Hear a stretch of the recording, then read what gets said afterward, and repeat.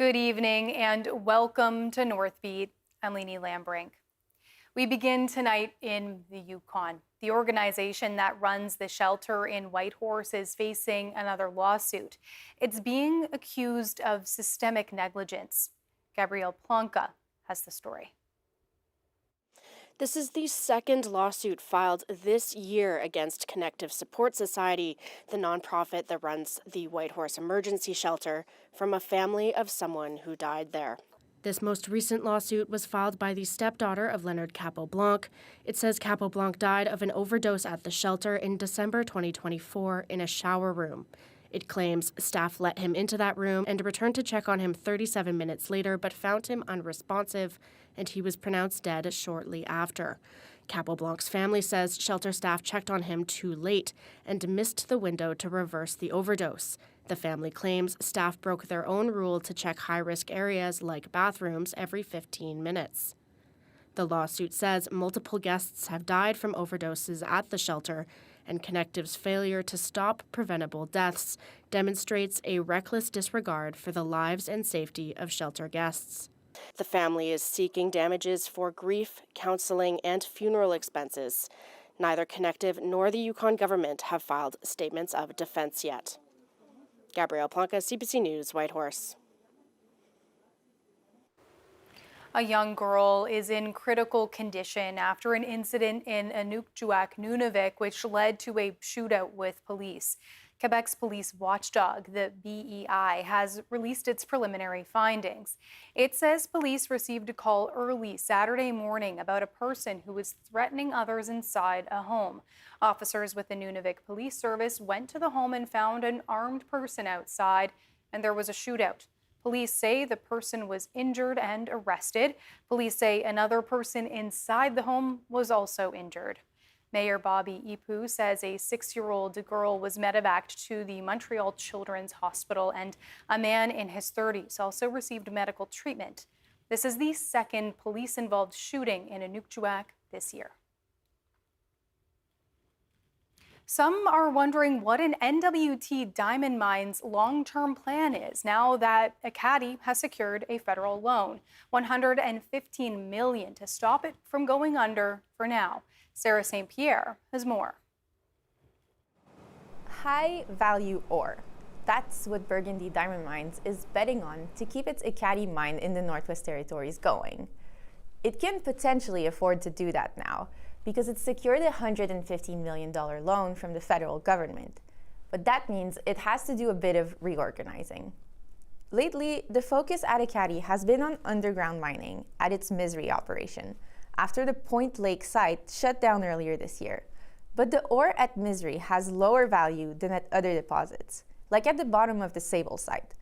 Burgundy wants to resume operations there in the early part of 2026. There's also the Fox deposit. In the past, there's been open pit mining there, and now Burgundy hopes to go underground in the medium to long term. But the ore there is of a lower grade, so that would mean maybe mining fewer diamonds that would potentially be worth more. This analyst says the gamble could pay off. Right now, there's a bifurcation in the diamond market. Large diamonds are actually doing quite well, but with smaller diamonds, there's definitely some real weakness. But the Fox open pit, which would be the expansion option, that historically, or it would be Fox underground, but the Fox open pit historically has produced rather high quality diamonds. So that could certainly help if it comes to that. He also says there's operational risks. Diamonds are expensive to mine, and Burgundy knows the clock is ticking. Depends on how quickly we can do what I just talked about, which was access the higher value product and therefore get better revenue per carat, and also reduce our costs at the same time. If we can do those as we're modeling, I suppose, then we've got at least a very good runway for the next good period. But he also says if the price of diamonds continues to fall and the market doesn't improve in the next 6 to 12 months, Ekati will remain in a challenging period. So the loan isn't a fix-all. It just buys the mine a little bit more time. Sarah St. Pierre, CBC News, Yellowknife. Many northern leaders have been touting the Arctic Economic and Security Corridor as a nation-building project. It's expected to bring economic benefits to both Nunavut and the NWT, but not everyone agrees. Samuel Watt has the story. Alongside the Yellowknives Dene First Nations, the Klitschko government is steadfast in taking the lead on the Arctic Economic and Security Corridor from the NWT side. Grand Chief Jackson Lafferty says this project is about his community having control on what happens on their land, and that includes seizing the economic benefits. The diamond mines came, and it was on their terms, and they told us what to do and how it's going to be laid out. Now it's on our terms. The corridor would include a deep water port at Grays Bay, Nunavut, that be linked to Yellowknife through a 230-kilometre all-weather road and a winter road. It will handle Navy and cargo ships to assist in transporting minerals from future mines. The port is 200 kilometres away from the nearest Nunavut community of Kuluktuk, but Brendan Bell, CEO of the West Kitikmeot Resources Corporation, says Grays Bay is one of few suitable locations for large vessels.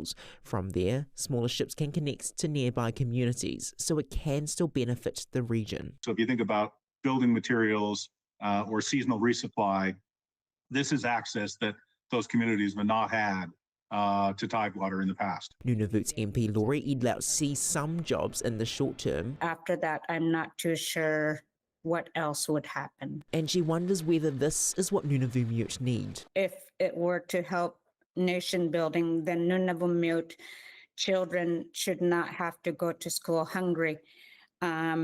People should not have to live in overcrowded housing conditions. The site of the proposed port is also a special place for Kuluktuk residents, including the hunter and trapper organization's Amanda Dumont. It's so beautiful, it's so clean, and it's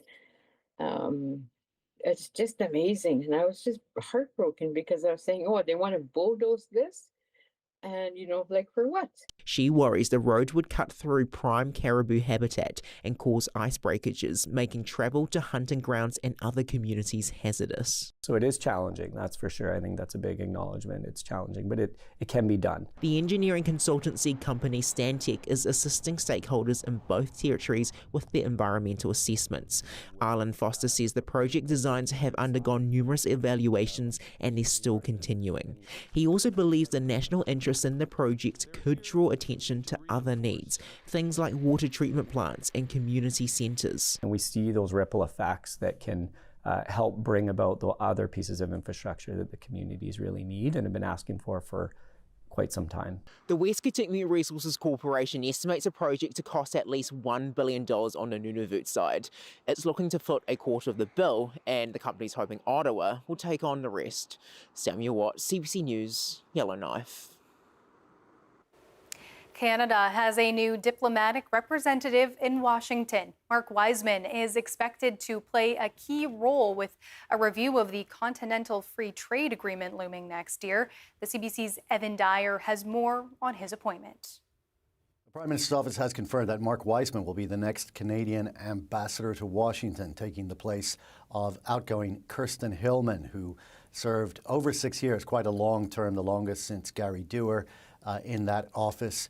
Mark Wiseman is a political appointee. He comes from the world of finance, specifically pension fund management. He was involved with the firm BlackRock, for example.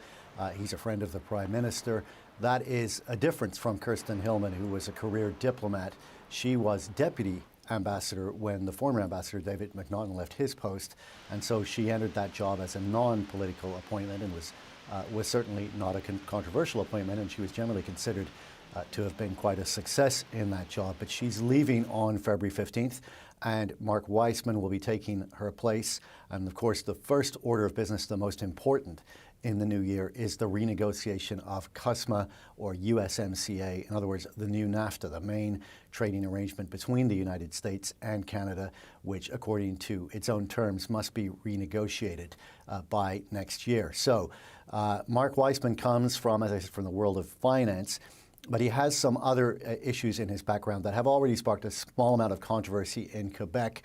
One of them is that he has made comments in the past about dairy supply management that suggest he's not very sympathetic with that system.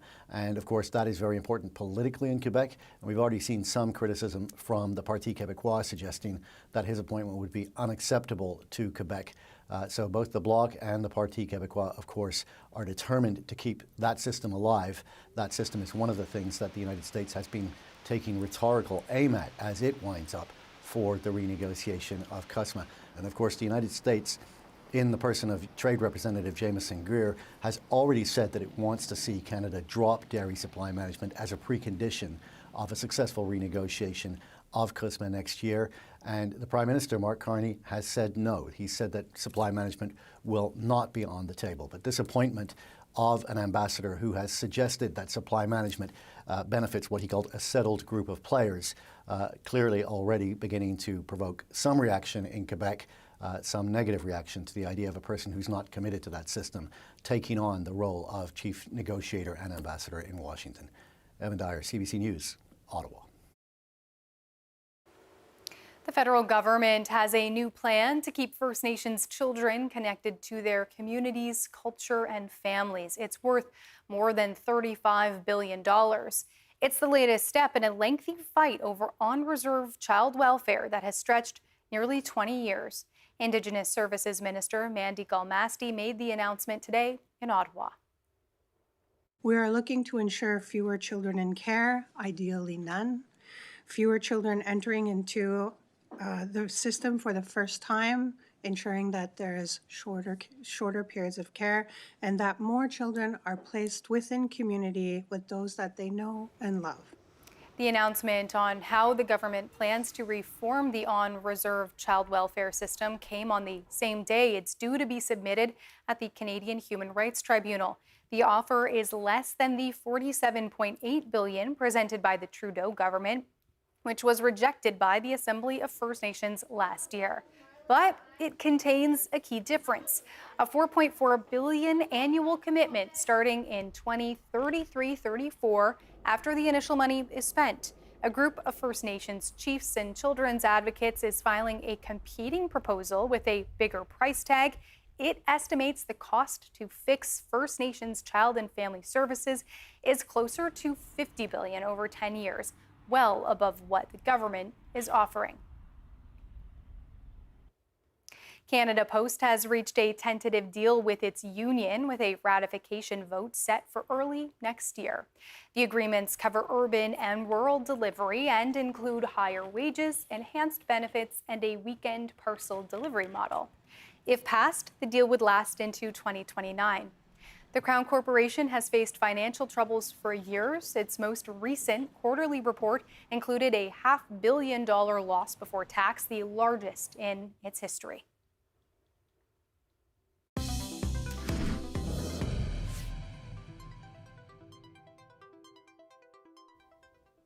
In Nunavut, hunters say research projects in Pond Inlet have helped them understand why narwhal have disappeared.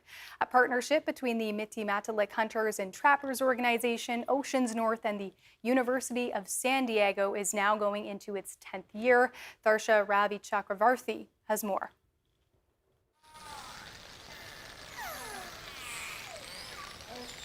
As the MHTO, Oceans North, and UC San Diego enter the 10th year of their research partnership, Pond Inlet researchers and elders say they now understand why the narwhal population has declined so drastically. Alex Utuak is a researcher with Oceans North in Pond Inlet.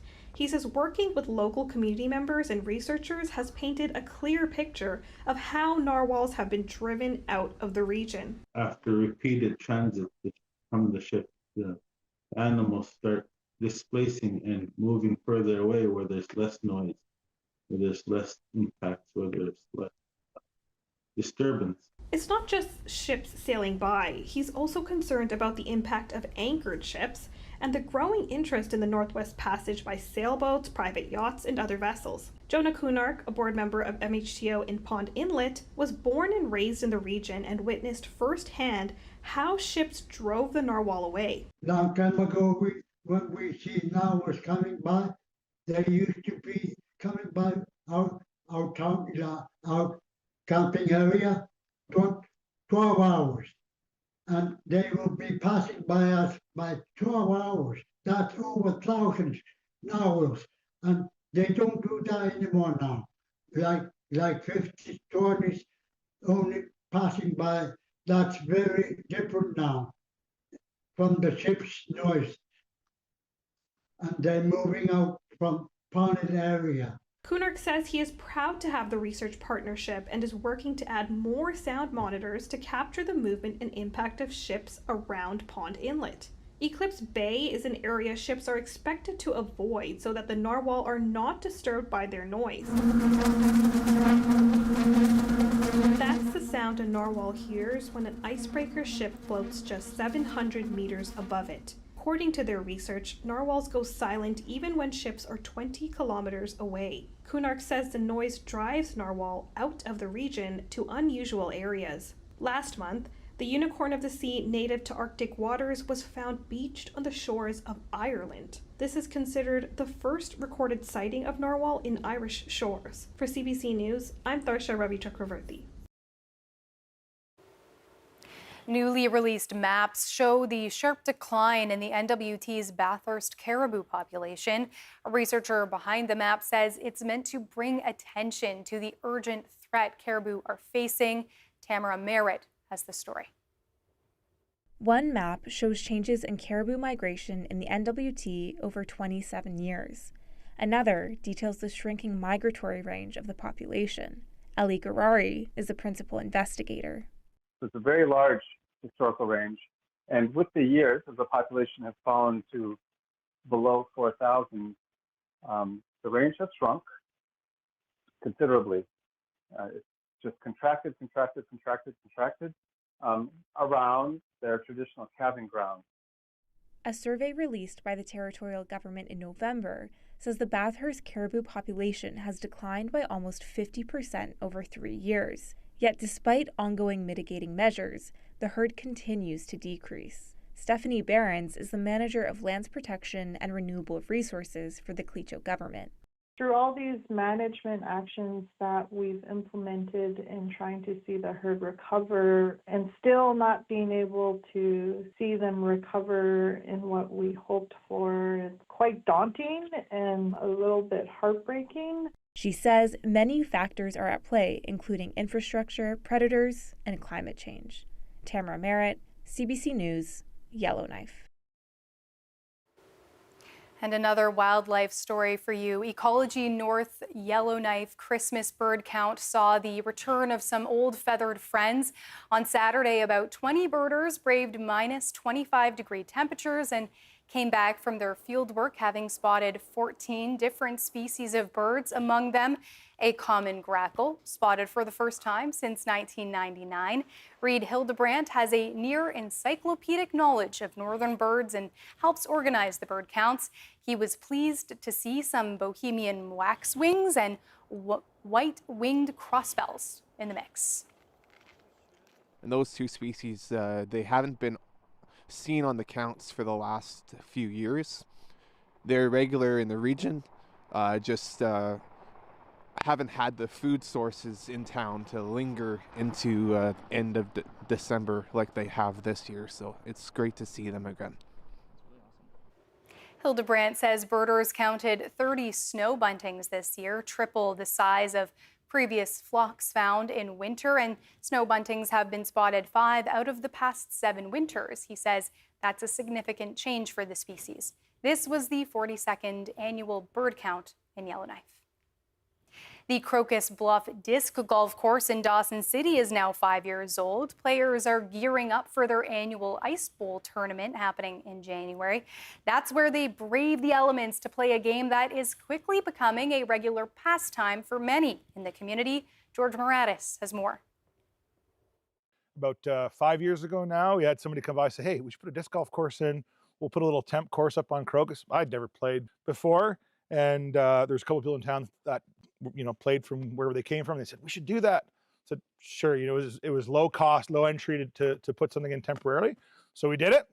And, my main job is to, we manage this facility as a city, but as a player, I'm probably the most involved in putting on events and tournaments and week to week programming here.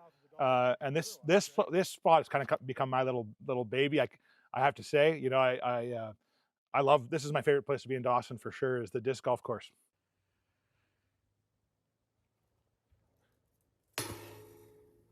You know, you can come whenever you want. You don't have to book a tee time, which is great. It's a great way to walk your dog. It's similar to golf in that, you know, a one good shot brings you back for more, right? You could have a real bad round and miss 90% of your shots. You make that one, it's like, I'm gonna come back tomorrow. And the nice thing about disc golf is that, especially our course, it's really short, so I could come play around in my lunchtime. You know, it could take me 30 minutes to play around. I think in general, that's what draws a lot of people to it, is that there's less pretension to disc golf. It's a little bit more just like a nice walk in the woods. And for me, I don't love hiking that much. I don't know if you can tell, I don't love hiking that much, but I love being out in the woods, and I like to go get some exercise. So disc golf is a real nice, low physicality, but you know, there's a high payoff in terms of getting outside, getting to spend some time with my dog, and challenging myself to get better. And I've really, like, we've kind of evolved the disc golf course with a lot of our local community of players kind of abilities, which is cool. And we've got a real nice community of players here now, which is awesome.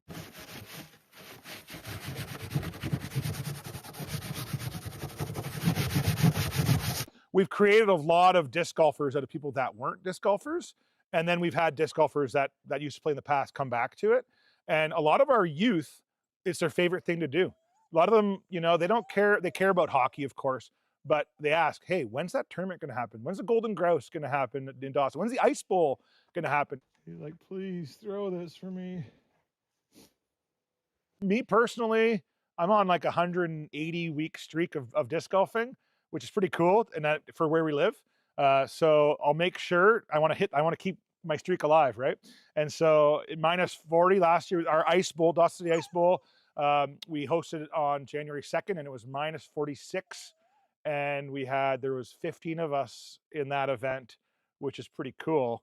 And so, yeah, it's actually, I find that wintertime, it's a different game. You need to be shoveling the pads, not every time, you know, it depends on when it snows, but whenever it snows, you got to shovel those off, which is a little bit more work, but it gives you the payoff of being able to have a better, you know, pad to throw off, which is nice.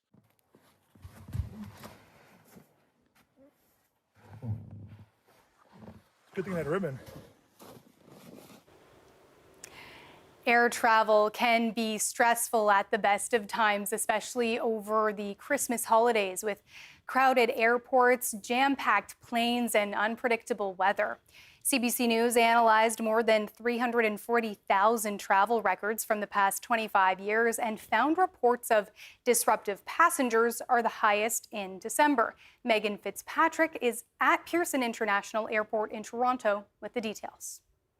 Disruptive passenger reports are filed by these airlines whenever someone disrupts or threatens the normal operations of an aircraft. And the behavior can range from people not following the instructions of flight attendants to put their seats back up in an upright position, for example, verbal abuse, physical aggression, and intoxication. Of the reports that CBC analyzed, 1 in 5 did involve alcohol. And one of the key findings, too, out of all the days of December, the day with the highest proportion of reports was actually on Christmas Day, on December 25th. Now, as for why these reports might be higher in December, CBC spoke to a union representative who represents cabin crew on various Canadian airlines. She attributed it in part to the added stress of the holiday season. Fatigue, as we know, the weather can sometimes wreak havoc on flight plans. As well as, she said, just general frustration and a sense of entitlement as well. CBC did reach out to various airlines.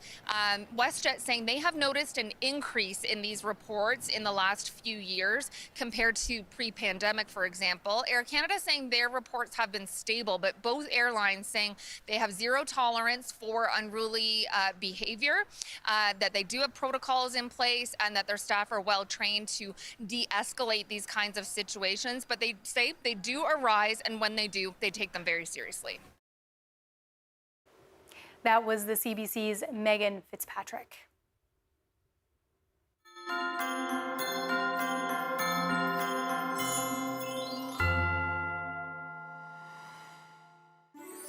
Merry Christmas and Happy Holidays to all the staff and students at YK1. Merry Christmas and Happy Holidays to everyone watching this. Wishing everybody a happy holidays and Merry Christmas. Stay warm. Bye. Merry Christmas to my husband, David Gordon, to my children and grandchildren, and to my parents, Elijah and Mabel Allen. Merry Christmas! Merry Christmas, Happy Holidays to whoever's watching this. Merry Christmas, bro.